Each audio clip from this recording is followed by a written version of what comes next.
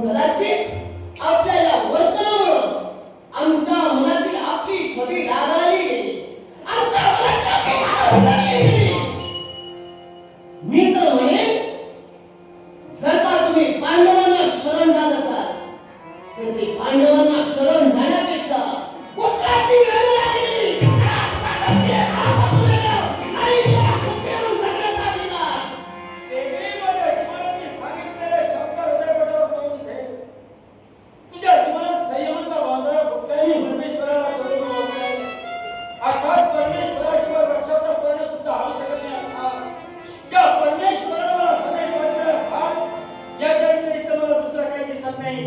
मी रक्तपात थांबविणार आहे. मी यावेळी पांडवांशी वाईट पत्करणार नाही. माझ्या जीवनात माझा कमीपणा ठरला तरी चालेल, पण पांडवांना सहकार्य निश्चितच करेल. यापेक्षा असं मान्य करा सर, तुम्ही घाबरला. युद्धापेक्षा स्वतःचे पंचप्राण तुम्हाला प्रिय वाटले. वास्तविक नेत्रासमोर तुम्ही दृश्य ठेवायला हवं. आपला बाळ ज्याप्रमाणे रणमैदानात स्वतःचे पराक्रम गाजवत होता, एवढंच नसून आपली स्पृष्टा ते आपल्या बाळाला सहाय्य करण्यासाठी रणमैदानात उतरले. जे स्त्री असून सुद्धा आपल्या नवऱ्यासाठी रणमैदानात शत्रूशी बंधन करू शकते. जरा तो उपदेश स्वतःच्या मनात वळला. ओ एवढासा पोर तो स्वतःच्या पराक्रमाच्या पांडवांसमोर गाजवतोय. ओ एक स्त्री ती फक्त हाती बांगड्या घालून राहिली नाही, तर ते हाती शस्त्र घेण्यासाठी जिने वापरले, याची सुद्धा तुम्हाला थोडीशी लाज कशी वाटली नाही हो? आणि म्हणे पांडवांना मी शरण जाणार, धर्म कार्यात त्यांना सहाय्य करणार. मला ते मान्य नाही. तुम्ही भ्या म्हणून तुम्हाला ते मान्य असेल, पण मला ते मान्य केव्हाही नाही. माझी इच्छा आहे, माझा नवरा एक वीर योद्धा आहे. यापूर्वी कित्येक रणमैदानात गाजली, त्या माझ्या नवऱ्यानं पांडवांना सुद्धा धूळ आलीच पाहिजे.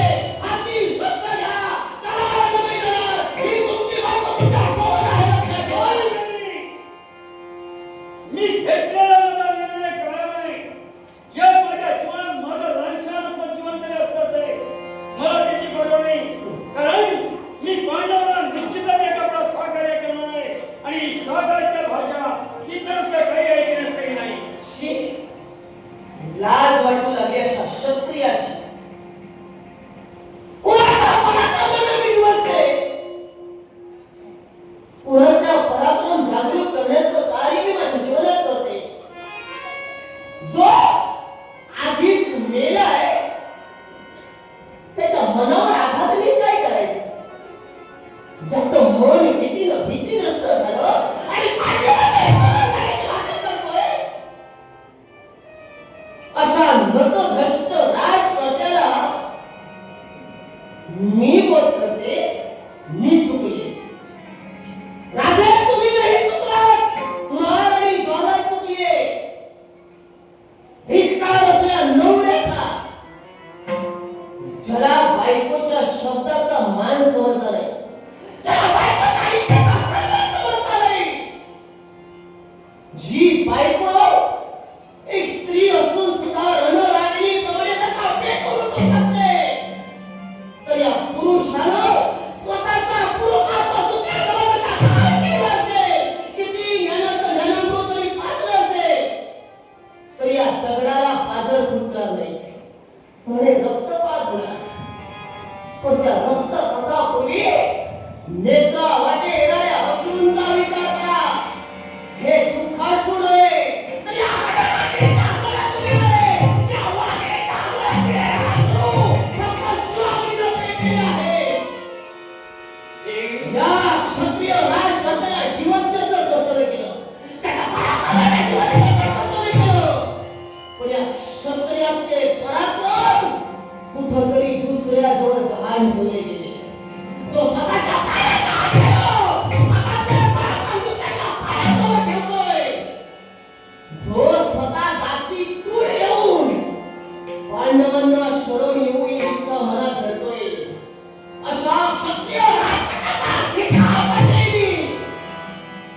अशा षंडासोबत राहण्यापेक्षा या राज्याचाच बरे. करून जाईल. गरज नाही असल्या राजकारत्याची, जो स्वतःचं अस्तित्व मातीमोल करून पाहतोय, ज्याला स्वाभिमान नाही, स्वतःच्या क्षत्रियाचा. यापूर्वी या राजघराण्यात असं कधी घडलं नसेल याचं वर्तन स्वतःच्या जीवनात एक राजपुत्र असून गेला. एक क्षत्रिय असून क्षत्रिय कुळाला ज्याने कलंक लावला आहे, असे या षंडासमोर ज्वालेला संसार करायचा नाही. या तुमच्या संसाराचा, या तुमच्या क्षत्रिय घराण्याचा, या हाताचा त्याग करून ज्वाला निघाली. हे काय होतं?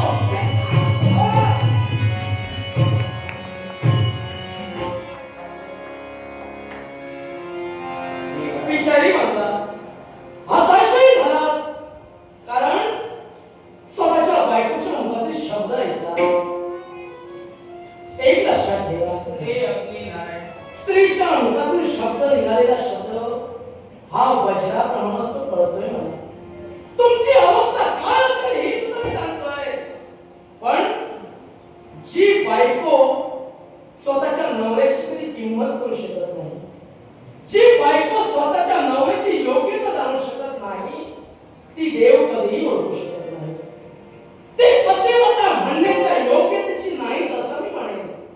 कारण देवी अगदी पराक्रमाच्या गोष्टी सांगू लागल्या, स्त्री तत्वाच्या गोष्टी सांगू लागल्या, पण या साऱ्याच्या गोष्टी एवढ्या रागिष्ट क्रोधिष्ट झाल्या आणि अविचाराचं पाऊल उचलून स्वतःच्या नवऱ्याच्या तत्वाला तिला कलंक लागला.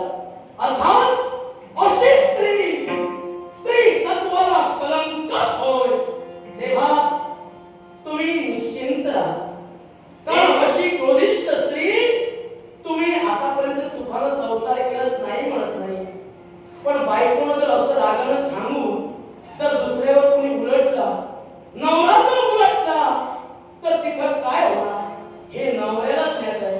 कारण ही घरात बसून सांगते, ही घरात बसून सांगते, पण रणांग हा केवळ नवराच तिथं गाजवतोय ही विसरून गेली. तेव्हा हे ऐकणारे गोष्टी आणि पाहण्यात फरक आहे हे तिला कळलं नाही. जीवनात परमेश्वराचा शब्द म्हणजे महत्त्व आहे, त्याला किंमत आहे, याचं त्याला भान राहिलं नाही. कारण रक्तपातच करावं आणि त्याचा आकार मागावा. पुढे येणारा प्रसंग माझा मुलगा तर या सर्वस्वाचा संपला असता, तर उलट दिशेनं सुद्धा या स्त्रीनं मला दोष दिला. अगदी खरं आहे, हे तर सत्य आहे.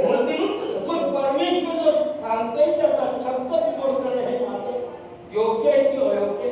शब्द बिघोड राजा करूच नाही हे बोलणं बरोबर. हा, आणि केवळ त्याच म्हणून तुझ्या जागेत योग्य आहे. कारण जिनं स्वतःच्या पोटच्या पोळाचा विचार केला नाही, तो रणांगणात पराक्रम गाजवतोय, वेळपत मेला तरी चालेल अशी जी आई म्हणू शकते, ती फक्त स्वार्थाचा विचार करते.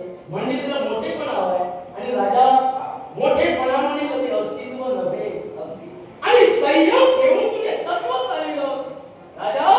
अरे त्याच्याच सात्विक धार्मिक परोपकारी या तत्वाला तू पात्र ठरला आणि जगाला तू आदर्श ठरला. तेव्हा निश्चिंत म्हणत राहा. अगदी रागानं ती गेली यात वाईट वाटून घेऊ नको. राहिलेलं जीवन भक्तीच्या तत्वाला आचरणाला देवाची एक दृष्ट हो. आता तर ओळखच काय वृद्ध कलाकार आम्ही सुकलेलो. आम्हाला हवंय ते काय तर फक्त परमेश्वराचं नामस्मरण करणे, याच्या व्यतिरिक्त काही नाही. याच्यासाठी म्हणालंय त्या परमेश्वराला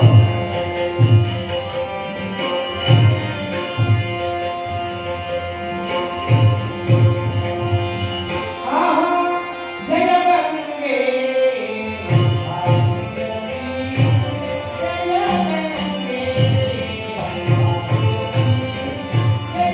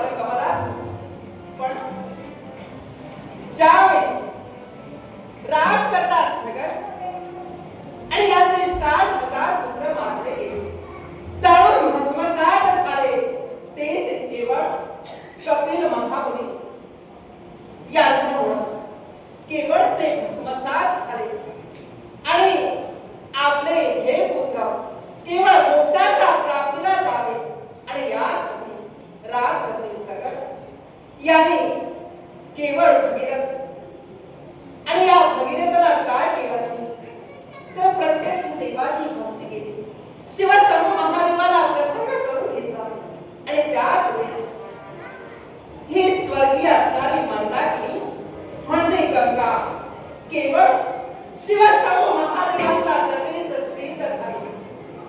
केवळ माझा प्रवाह कुणालाही सहन झाला नाही आणि म्हणूनच केवळ आपला जटेत त्याने मला स्थित केले आणि त्याच वेळी शिवसम महादेवाने आपली एक जाट सोडली, आपली एक पटा सोडली आणि त्यातून माझा प्रवाह निघाला.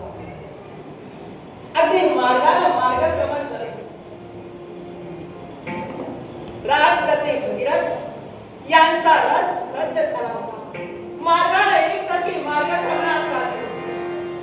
अगदी मार्गाच्या ठिकाणी जणू ऋषींचा आश्रम निर्माण झाला आणि त्याच वेळी ही गंगा आपल्या दिशेने येते, हा प्रवाह आपल्या दिशेने येतोय म्हणून त्या जणू ऋषीने केवळ मला गिळत केला आणि राजकर्ता भगीरथाने केवळ त्यांची करुणा भागली आणि त्याच वेळी जणू ऋषीने आपल्या कानातून प्रवास सोडला आणि त्याच वेळी ही जाणावी समजेला मी वाट आणली. पण असा तुला दिसला स्वर्ग लोकाच्या ठिकाणी म्हणता पाताळ वनाच्या ठिकाणी भोगावती आणि या पृथ्वी तलावर ही गंगा केवळ भक्तांचं सुख आणि त्यांचं कल्याण व्हावं या एकाच उद्देशाने या त्रिभुवनात ही गंगा रचली, ही गंगा रचली, ही गंगा रचली. हे शिवाय गंगा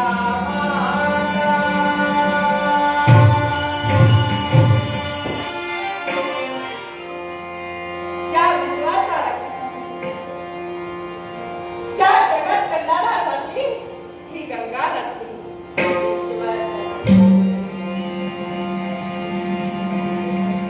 गंगा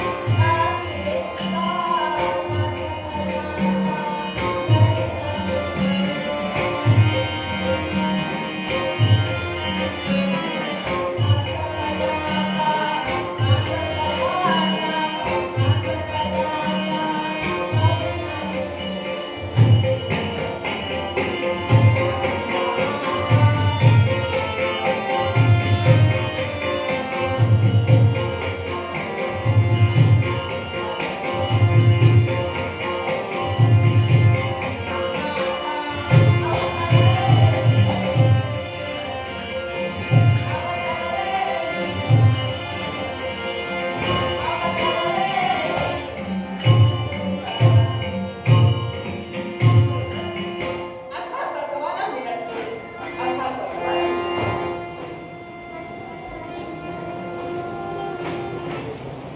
विश्वकार्यात मी आतापर्यंत झटण्यासाठी साऱ्या माझ्या भक्तांना मंगल सागरेचा आशीर्वाद देतो.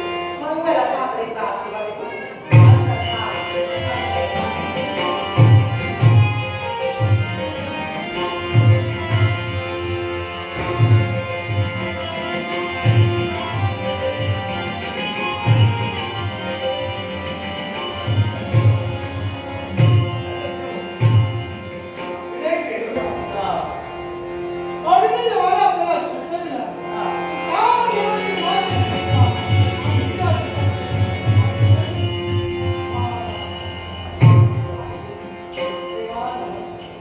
यशस्वी हो. कल्याण आशीर्वाद लवकराच्या टेक्सिंग ग्रुप या टेक्सिंग ग्रुपनं माझ्या ठरवण्याच्या बरोबर भावाकडून 100 रुपयाचं बघतोय. लवकराच्या टेक्सिंग ग्रुप या ग्रुपचा सदैव उत्कर्ष वर्षाशी पाठवतो.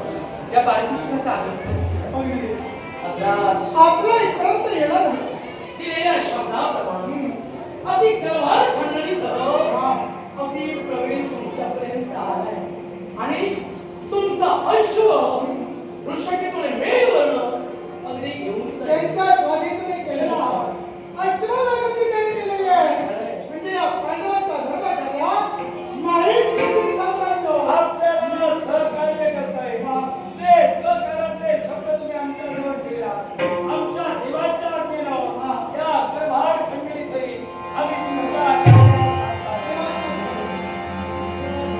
कल्याण तुमच्या कार्यात आमचा सहभाग तुमच्या समवेत आम्ही सुद्धा करू. तुझ्या आशीर्वादाने आमच्या अंतरंगी ज्वालांनी तूच पेटला आणि तूच तो आज शांत केलास. तुझी लीला आला तेव्हा तुझी लीला आला. तेव्हा हे कायदे मी असंच यात खंड पाडू नका. अश्वाची थाप आहे तुझा पराक्रम घालवा.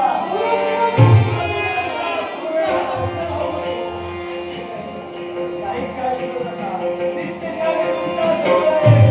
सत्ताने हात द्या. बोलेला शब्द मी सांगतो ते देवा. माझा कर्तव्य आशीर्वाद करा.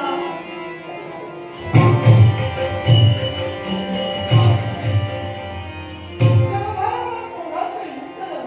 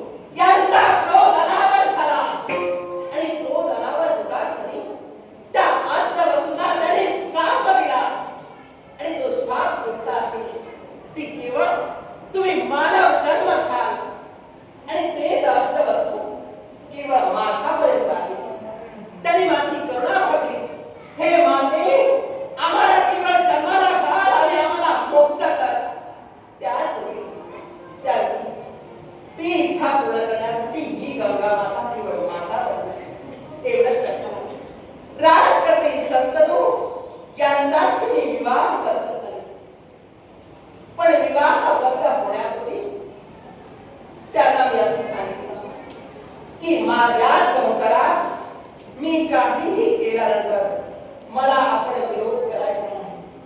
आणि तसं त्यांनी कबूल सुद्धा केलं. संसाराला सुरुवात झाली आणि आमचा संसार बरोबर एक नव्हे तर 7 पुत्र जन्माला आले आणि 7ही पुत्र मी नदीच्या पात्रात बुडवले. केवळ ते 7 पुत्र म्हणजे साक्षात 7 वसु होते. आणि त्यानंतर जन्माला आला तो महापराक्रमी देवव्रत म्हणजे महाभीष्म. पण त्याच वेळी त्याला बुडवण्यासाठी मी सिद्ध होतो. त्याच वेळी शंतनू यांची हाक गंगे काय करते तू? या तुझ्या पुत्राला या नदीच्या पात्रात का बरं बुडवतेस? त्याच वेळी ठरलेल्या अटीप्रमाणे मी स्वर्ग लोकाच्या ठिकाणी निघून गेले आणि ते केवळ त्या बालकाला 12 वर्षाचा प्रदीर्घ कालावधी लोटल्यानंतर त्या मुलाला मी लहानाचा मोठा केला आणि केवळ शंतनू यांच्यापर्यंत मी सुपूर्द केला. तोच केवळ महापराक्रमी तो महाभीष्म म्हणजे देवव्रत. हे केवळ केलं ते केवळ त्यांना मोक्ष मिळावा यासाठी मी केलं. म्हणूनच या गंगेला केवळ मोक्षदायिनी म्हणतात. मोक्षदायिनी म्हणतात. पण तरी सुद्धा मी म्हणे तू अपराधी आहेस, कोणत्या तू पापीच आहेस. कारण तू एक आई नाही. तूच आता म्हणालीस त्या अष्टवसूंचा उद्धार करण्यासाठी 7 पुत्रांना तू त्या पाण्यात बुडवून मारलंस आणि 7 उद्धार तू केला. पण 8वा राहिला तो म्हणजे देवव्रत. जन या विश्वात भीष्म म्हणून या विश्वात गणलं गेलं. पण मी तर म्हणे तू एक आई नाहीस. काय तर बोलायचं? आई म्हटल्यानंतर पुत्राच्या स्वाभिमानासाठी झटते.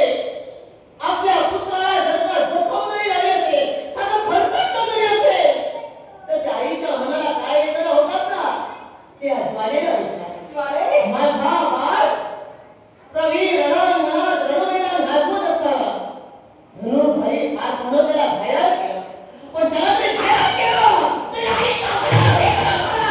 एखाद्या बाहेर प्रवाह पेटून तरी झाला. आज एखाद्या चौकालीया वाघिणीप्रमाणे विश्वात भटकते, जी स्वतःच्या संसारावर पाणी सोडू शकते, ते सामान्य स्त्री कुठं आणि तू दैवी तत्व म्हणतेस. ज्वाले ज्या 8 वसूंचा उद्धार करण्यासाठी 12 वर्ष त्याला स्वर्गाच्या ठाई विद्याभ्यास केला. नक्कीच देवाच्या सानिध्यात ठेवून त्या पुत्राला देवव्रत म्हणून या हस्तिनापुरात आणून सोडलंस. पण ज्यानं स्वतःच्या बापाच्या इच्छेसाठी भीष्म प्रतिज्ञा केली की हा जन्म अविवाहित राहील आणि हस्तिनापूरच्या राजधानीचा उपभोग कधी घेणार नाही, ही इच्छा पूर्ण करत असताना अखंड सेवक म्हणून हस्तिनापुराची सेवा भीष्मानं केली. पण त्याच भीष्माचा शेवट अधर्मानं झाला आणि आई शांतपणे बसून राहिली. आता तू माता कसली? तू माता कसली? आता ज्या तुझ्या पुत्राचा शेवट रणमैदानात अधर्मानं झाला, तो धनुर्धारी पार्थ याला ज्यावेळी समजलं भीष्म हे इच्छामरणी आहे, ते सहजासहजी मरू शकत नाही आणि म्हणून तेच इच्छामरण स्वतः भीष्मांनी मागून घेतलं. त्यावेळी श्रीखंडीच्या मागं राहून धनुर्धारी पार्थानं भीष्मावर बाण सोडला आणि बाणांची शय्या करून रक्तावलेल्या अवस्थेत त्या अवस्थेत वेगळा होत असताना भीष्म विमान होता. मग त्या मुलाची आर्त हात या आईला समजली नाही. रस्ती तू माता आता तुझ्यापेक्षा एखादा श्वान बनव. नाही, मला समजते. तू नाही आहे. नाही, तू खूप करतो. सांगू नकोस तू माता म्हणून. आज माझे नेत्र गणेश तू. आज केवळ माझ्या पुत्राला असा मनात सल्ला अवस्थेत असताना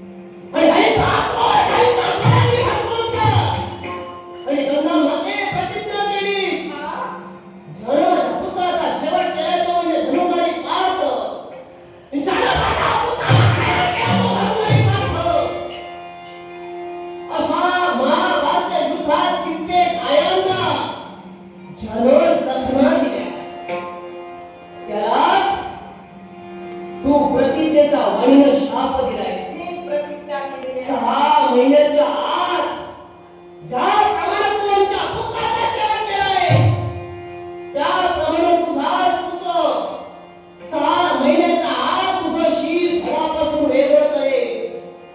मग ते ही गंगामातेची जर का प्रतिज्ञा असेल तर या सहकार्याला ज्वालेचं सुद्धा राहणार आहे. ज्वाले, कारण मी सुद्धा ज्वालांनी माझ्या ज्या पेट घेतोय तर माझ्या पुत्राला होणारा वेदना घडला कळतच नाही. मग ज्वाले, मग तो प्रतिशोध घेण्यासाठी माझ्या मुखातील शब्द येईल. यात तू सहकार्य कसा रचना करणार आहे? ऐक माते, मला ती ऐकायचं आहे. तुझ्याच मुखातील शब्द धनुर्धारी पार्थाचा एखादा पुत्र त्याचं शीर घडापासून वेगळं करेल. हा? मग आई ऐक, तो त्याचा पुत्र म्हणजे मी दुसरा तिसरा नसून तोच बब्रुवाहन. हा बब्रुवाहन या धनुर्धारी पार्थाचं शीर घडापासून वेगळं करेल.